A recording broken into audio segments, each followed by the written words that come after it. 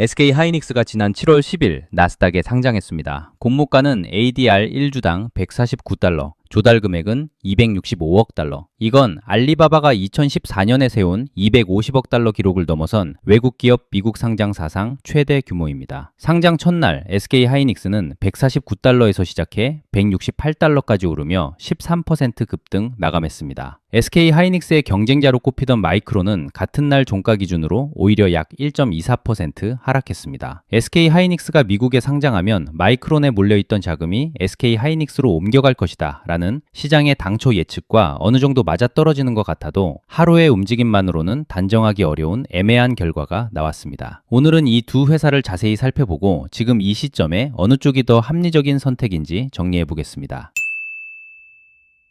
먼저 밸류에이션부터 보겠습니다. 여기서 하나 짚고 가겠습니다. SK하이닉스는 상장 3일차라 포워드 PER 관련 자료는 아직 찾기 힘든 상태입니다. 이 PS 추정치가 컨센서스로 잡히기까지 시간이 더 필요합니다. 다만 상장 전부터 여러 매체가 인용한 추정치는 있습니다. 인드머니는 7월 10일 기준으로 SK하이닉스가 포워드 PER 6.2배, 마이크론이 7배 수준이라고 추정했습니다. SK하이닉스 쪽 6.2배는 공식 컨센서스가 아니라 매체 추정치라는 점을 감안하고 참고용으로만 보시면 됩니다. 다만 방향성 자체는 여러 매체가 공통적으로 짚은 부분입니다. 이 차이를 시장에서는 코리아 디스카운트라고 부릅니다. HSBC는 상장 전 리포트에서 이렇게 분석했습니다. 지난 13년간 마이크론은 SK하이닉스 대비 평균 35% 프리미엄에 거래됐다. 그 이유는 사업의 질이 아니라 미국 투자자 접근성과 주주 친화 정책의 차이다. 라운드 힐 인베스트먼트 CEO 데이브 마자는 로이터 인터뷰에서 이렇게 표현했습니다. SK하이닉스는 미국 기관들이 쉽게 살 수 없었던 세계에서 가장 중요한 기업 중 하나였다. 이번 상장은 접근성 디스카운트를 없애는 것이지 품질 디스카운트를 없애는 게 아니다. 실제 사업 지표를 보면 이 말이 이해가 갑니다. IDC 데이터 기준 SK하이닉스의 HBM 시장 점유율은 56.4%, 마이크론보다 2.5배 이상 많습니다. 연간 매출과 순이익도 SK하이닉스가 더 큽니다. 그런데도 포워드 PER은 더 낮게 나왔다는 겁니다. 상장 당일은 마이크론이 소폭 하락하고 SK가 큰 상승을 보였지만 마이크론이 7월 초 내내 변동성이 상당히 컸다는 점으로 볼 때 상장일 하루의 둔락만으로 자금이 마이크론에서 SK하이닉스로 옮겨갔다 단정짓기는 어렵습니다. 즉 SK하이닉스 상장이 마이크론에 미친 단기 영향은 뚜렷한 동반 상승도 뚜렷한 자금 이탈도 아닌 마이크론 자체의 높은 변동성 속에 묻혀 있었다고 보는 게 타당해 보입니다.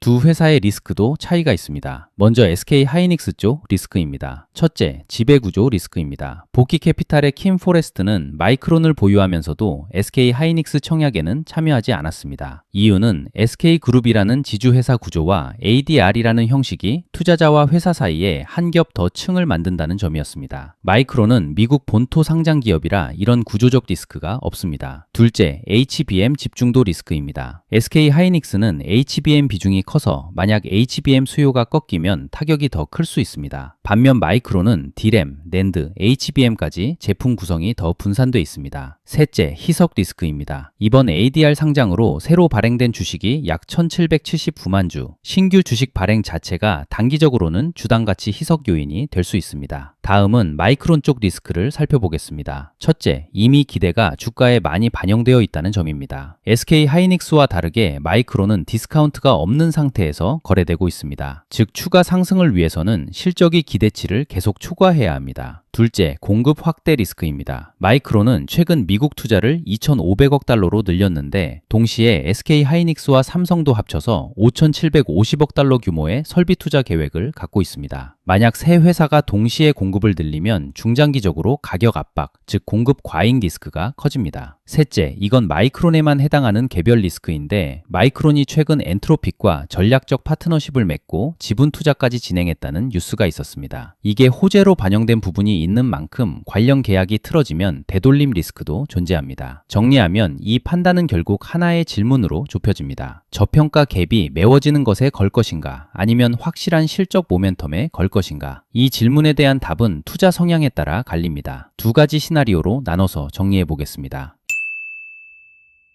HBM 점유율 56.4%로 마이크론을 앞서고 매출과 순이익도 더 큰데 포워드 PER이 6.2배로 마이크론의 7배보다 낮습니다. 이 격차를 HSBC 등 여러 기관은 접근성 문제로 봅니다. 상장 첫날 13% 급등에도 코리아 디스카운트는 완전히 해소되지 않았습니다. 이토록 애널리스트가 말했듯 주가는 올랐지만 갭은 그대로인 상태입니다. 이 매체 추정치 기준 PER이 마이크론 수준인 7배로만 수렴해도 IPO가 대비 약 13%의 상승 여력이 나온다는 계산이 나옵니다. 다만 SK하이닉스는 아직 공식 컨센서스가 안 잡힌 상태라 이건 추정치에 근거한 시나리오입니다. 여기에 12월 나스닥 100 편입 기대까지 더하면 단기 모멘텀보다 구조적 재평가 쪽에 무게가 실립니다. 지배구조 리스크나 HBM 집중도 리스크는 실제하지만 이미 가격에 상당 부분 반영된 디스카운트의 근거이기도 합니다. 리스크가 있다는 것과 그 리스크가 가격에 과도하게 반영돼 있다는 것은 다른 문제입니다. 이 관점에서는 이미 프리미엄이 형성된 마이크론보다 아직 갭이 남아있는 SK하이닉스 쪽이 더 나은 리스크 대비 보상 구조를 가진다는 결론이 나옵니다.